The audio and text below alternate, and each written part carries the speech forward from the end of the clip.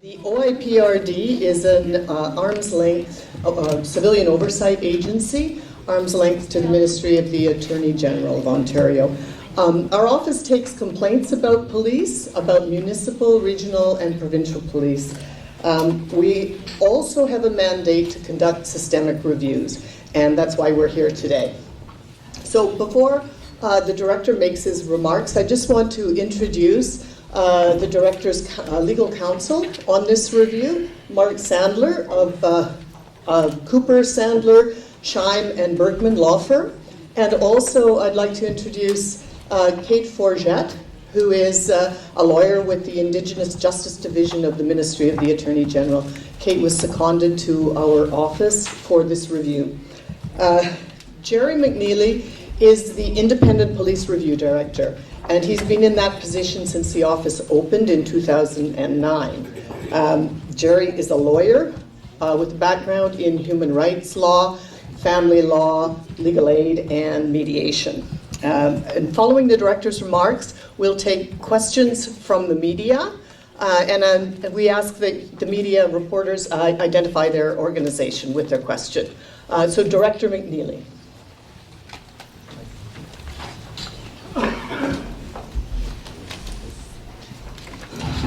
Well, thank you very much, and good morning, and thanks to Rosemary for the introduction. As Rosemary indicated, my name is Jerry McNeilly. I'm Ontario's Independent Police Review Director. Before I begin, I would like to acknowledge that we are meeting here on the traditional lands of the Fort William First Nation within the Robertson Superior Treaty territory, the traditional territory of the Anishinaabe and the Métis. I would also like to acknowledge a couple people here, in particular Chief Collins of Fort William First Nation, who has given us permission to be here today. I would also like to acknowledge Chief Sylvie Holt, who is present here with us today. And I would like to thank all of you for coming this morning. My office, the Office of the Independent Police Review Director, provides oversight of police in Ontario. When my office opened in 2009, I soon became aware of the strained relationships between Thunder Bay Police Service and Indigenous people who live in Thunder Bay or traveled here for school or services. I raised this issue with the then Thunder Bay Police Chief on several occasions. The Chief committed to improving the relationship. In 2013, I convened a meeting between the Thunder Bay Police Service and Indigenous leaders and stakeholders to help facilitate an ongoing relationship. Although the service did undertake some initiatives to address the issue, I was unconvinced that the relationship improved appreciably. In 2015, an Indigenous man, Stacy DeBungie, from Rainy River First Nations, was found dead in the McIntyre River. Mr. DeBungie's family member and the then chief of Rainy River, Jim Leonard, who's here today, made complaints to my office about how Thunder Bay Police Service had investigated his death. I subsequently substantiated misconduct under the Police Services Act in regards to that particular case. Those proceedings remain ongoing today. The same complaints, in the same complaint, also described a crisis of confidence in Indigenous communities in how the service was conducting its investigations into Indigenous sudden deaths and disappearances in Thunder Bay. This prompted them to ask my office to conduct a systemic review of the service. The systemic review does not find individual misconduct, but instead examines concerns more generally about the way the police conduct and carry out their duties and their work. The systemic review makes findings that support recommendations for change. The Chief and the Council of Rainy River First Nations were instrumental in pursuing for this systemic review. I would like to acknowledge their persistence in pursuing justice for their community member and Indigenous communities more generally. I would like to acknowledge Rainy River First Nations Chief Robert McGinnis, who is here today. My report, the report some of you have had an opportunity to look at, Broken Trust, Indigenous People in the Thunder Bay Police Service, is a accumulation of an extensive and unprecedented review and analysis of 37 Thunder Bay Police Services investigations involving sudden deaths, including cases deemed homicides, accidents, and suicides. Some of these cases were also addressed, although from a different perspective, at the coroner's inquest into the deaths of 7 First Nations youths held in Thunder Bay. Some of these cases also fall within the mandate of the National Inquiry into Missing and Murdered Indigenous Women and Girls.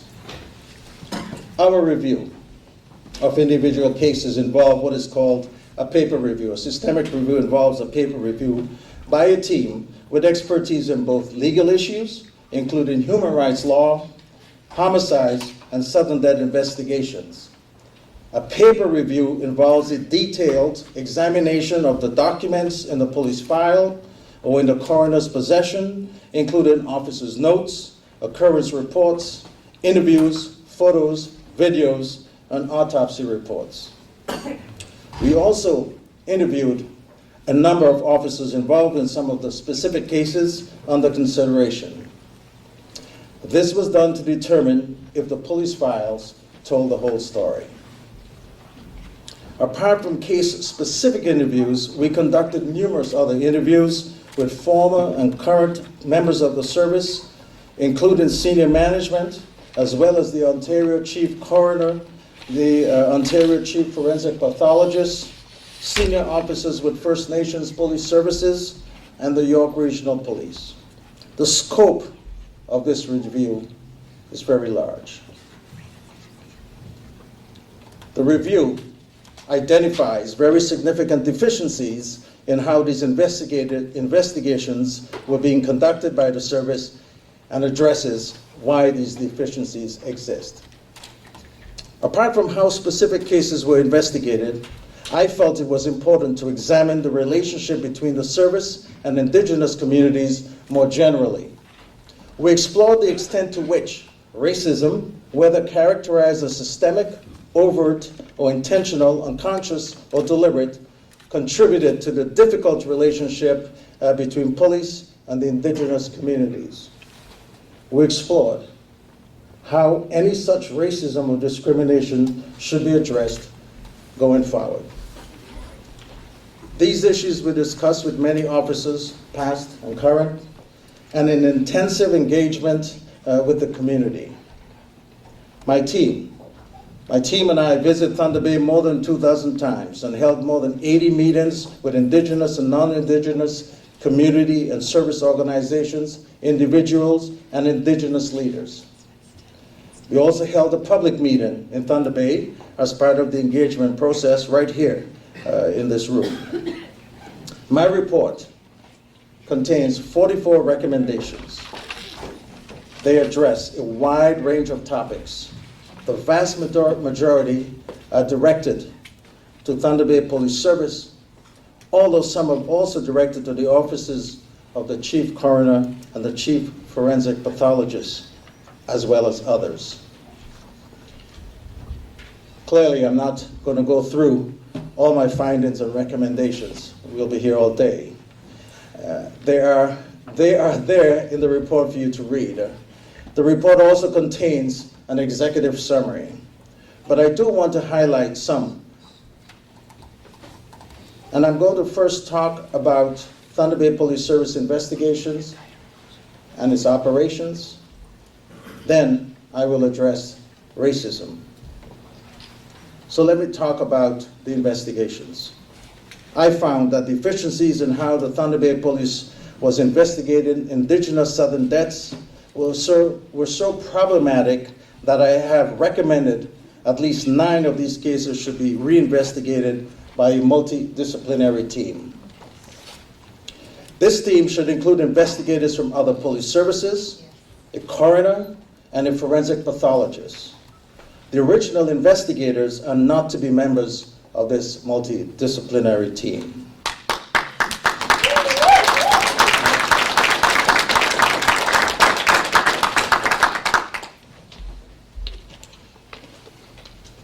I say at least 9 cases because we did not purport to examine every sudden death investigation.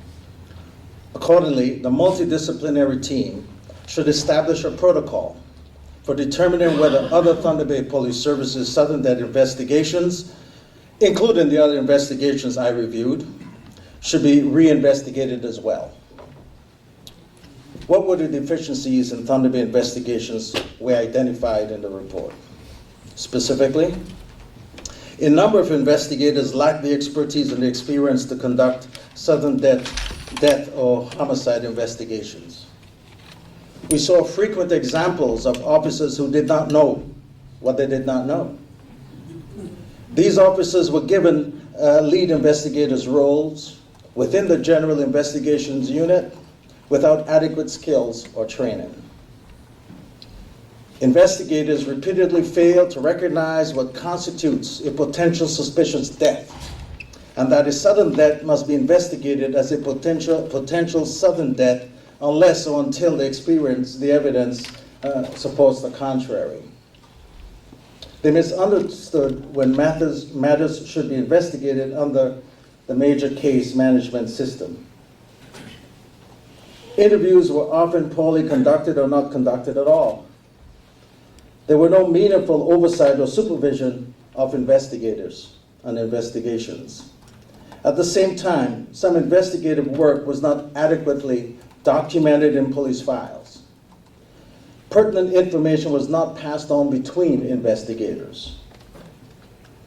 The misguided approach to investigations meant, in a number of sudden death cases, investigators did not embark on any meaningful investigation because they believed that there was no obvious signs of foul play. It also explained in part why officers came to premature conclusions about individual cases. Investigators regularly failed to connect the autopsy report to their own investigations. On multiple occasions, we saw that investigations failed to even find out the results of the autopsy, or failed to understand the significance or lack of significance of the autopsy findings. For example, officers concluded that death by drowning meant that the death was innocently caused, rather than investigating how the deceased came to be in the water. Similarly, death by hypothermia was interpreted to mean that the death was innocently caused, rather than investigating whether a third party was responsible for rendering the deceased incapacitated or unconscious.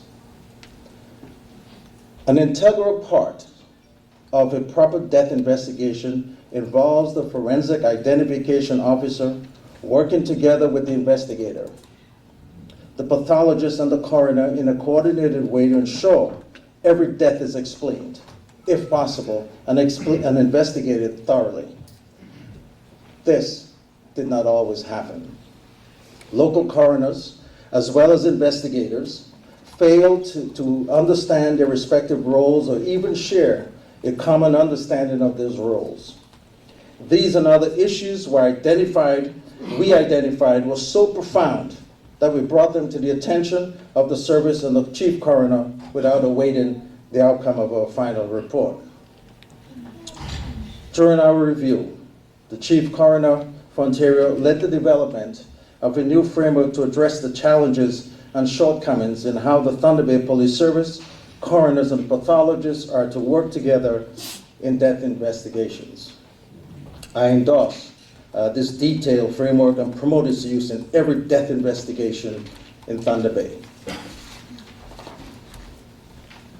The service has introduced some measures, including the Southern Death Review Committee, to address concerns identified in this report, and that's positive.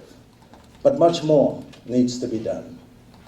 For example, inadequate resources are directed to serious investigations.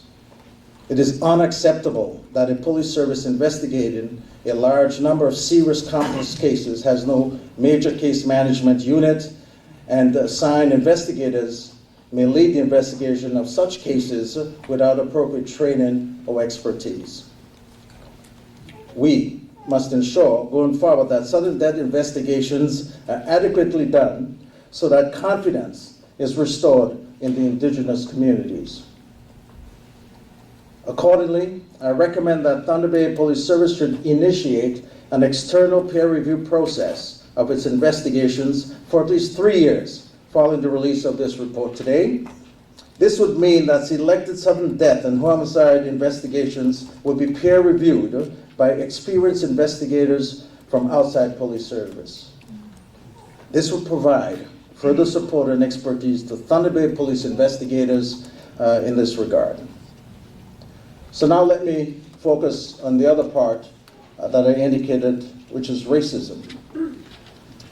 I'll turn to this question, both in relation to investigations of Indigenous Southern deaths and more generally. The relationship between the Thunder Bay Police Service and Indigenous communities is, in my assessment, it is a broken one. While it is understood that much of the mistrust Indigenous people feel towards police is rooted in the history of colonialism, that does not in any way relieve Thunder Bay Police Service of its obligation to earn the trust of Indigenous people. In fact, it only creates a greater onus on the service to do so. Any police service must take the community it serves as it finds it and take the necessary measures to meet its unique needs. The police need the support of the community to do their job well. This is one of the foundational Pelian principles of policing. Therefore, it is essential that the police fulfill their duties in a manner that maintain public confidence. This is particularly the case when it comes to perceptions and the reality of racial discrimination. The police must not only do their jobs in a non-discriminatory manner, but the public must have confidence that this is the case. By that measure, Thunder Bay Police Service to date has not been successful in earning the confidence of Indigenous communities. When discussing issues of racism and making my determinations, I use terminology so we could all understand from the Ontario Human Rights Code and related jurisprudence. Racism, as defined, or racial prejudice, is a belief. It is a belief, sometimes unconsciously held, about the superiority of one racial group over another. It can be expressed at an individual, interpersonal level, or systematically at an institutional level. It is often manifested in stereotypes, in which people use racial categories to receive and understand information about others. Racial discrimination occurs when racial prejudice is a factor in how a person or an institution acts. It's often manifested in subtle and covert ways. Systemic discrimination occurs when an institution's culture, the structure, or the practices create or perpetuate disadvantage for persons or groups. Subjective intent to treat someone unequally is not required to prove racial discrimination. Rather than merely searching for direct evidence of overt racist statements or actions, we all must consider whether there's circumstantial evidence of racial discrimination. Based on these points and these principles I outlined in my report for analyzing racial discrimination, I found that in my review of cases, Thunder Bay Police Service investigators, they failed on an unacceptably high number of occasions to treat or protect the deceased and his or her family equally and without discrimination because because the deceased was Indigenous. Investigators too readily presumed accident in cases of Indigenous sudden deaths. They relied upon evidence of drowning or hypothermia as if it virtually determined that the death was accidental. They placed extraordinary weight on the deceased's level of intoxication as if it virtually determined that the death was accidental. They failed to take even the most basic investigative steps in a number of sudden death cases. They ignored evidence potentially pointing to a non-accidental cause or contribution to the death. Some attempts to explain the deficiencies in the investigation by references, some attempted to explain the deficiencies in the investigations by reflecting and referencing their workload as well as a lack of training and resources. In my view, these explanations cannot fully account for the failings that my team and I observed, given their nature and severity. The failure to conduct adequate investigations and the premature conclusions drawn in these cases, at least in part, attributed to racial stereotyping. Racial stereotyping involves transforming individual experiences into generalized assumptions about an identifying group defined by race. We observed this process of generalization based on race in a number of the investigations we reviewed.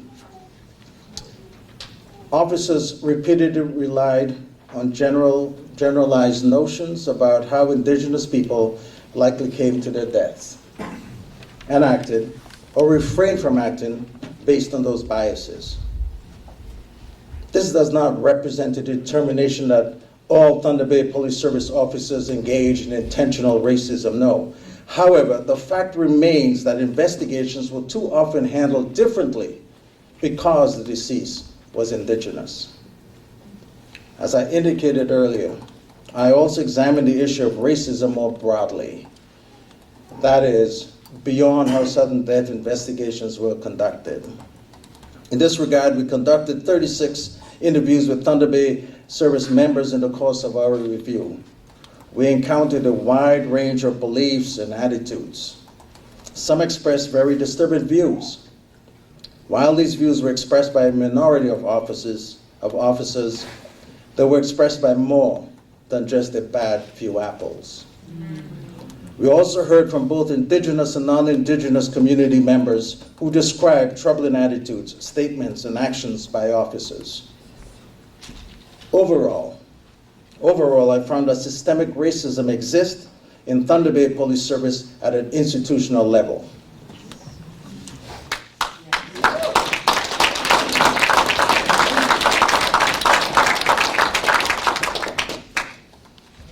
The Ontario Anti-Racism Directive described systemic racism as occurring when an institution maintains racial inequality or provides inequitable outcomes.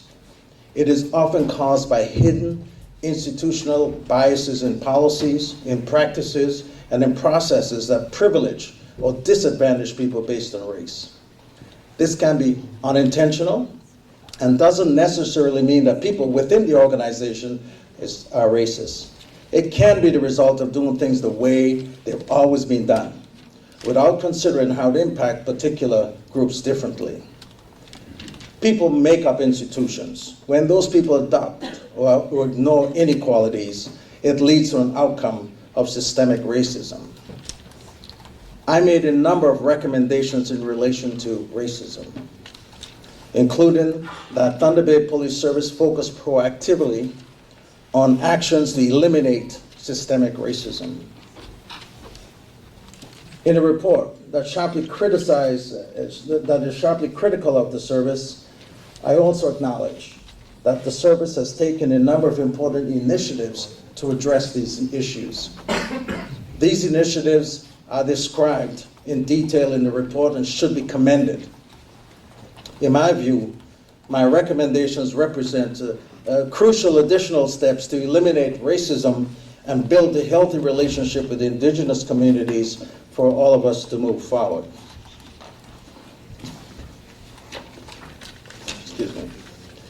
I recommend that Thunder Bay Police Service leadership publicly and formally acknowledge that racism exists at all levels within the police service and that it will not tolerate racist views or actions.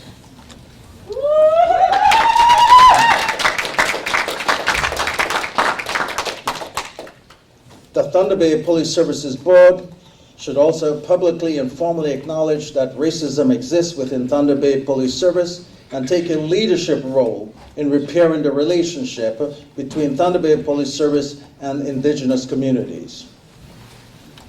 These are important steps in Thunder Bay Police Service advancing reconciliation with Indigenous people. Senator Murray Sinclair was tasked to report on the Police Services Board, and I did not intend my report to preempt his work.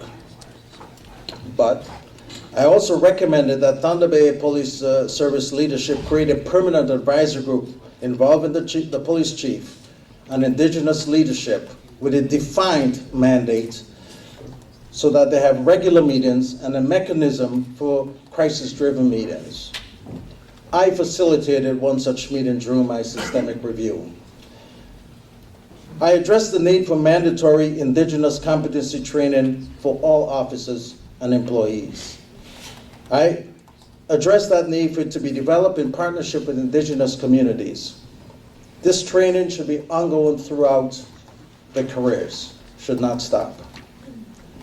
Psychological testing has been developed elsewhere with specifically designed to eliminate applicants for employment as police officers who have or express racist views. Although it's not currently used in Ontario, it should be implemented in Thunder Bay on a priority basis. This will show good leadership.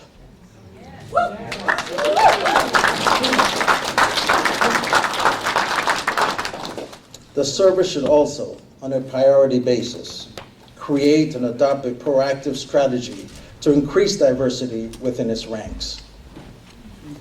Job promotion within the service should be linked to demonstrated Indigenous cultural competency.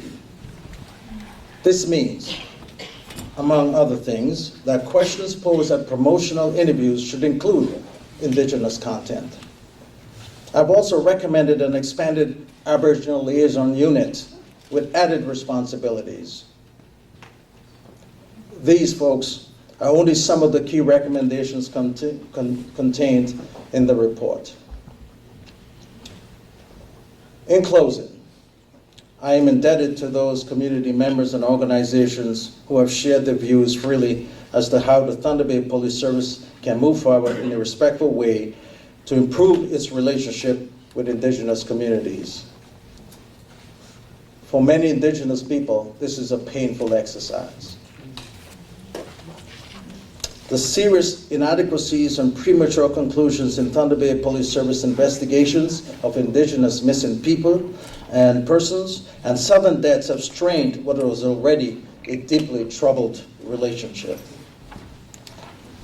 My recommendations provide tools to help Thunder Bay Police Service ensure that its investigations are thorough, effective, and non-discriminatory. My recommendations also provide Thunder Bay Police Service with a path forward to improve its relationship with Indigenous people. I would like to acknowledge and pay tribute to those officers, former and present, who care about how Thunder Bay Police Service serves in the Indigenous communities and support initiatives to promote anti-racist and effective policing. It gives me great cause for hope that Thunder Bay Police Service has begun initiatives to address these issues. As I said earlier, while that is positive, there's much more that needs to be done. Indeed, I will monitor and report to the public the extent to which my recommendations are implemented. The community is entitled to no less. That represents my commitment to Indigenous people, Thunder Bay Police Service, and the broader community it is responsible for serving. Thank you, Miigwech.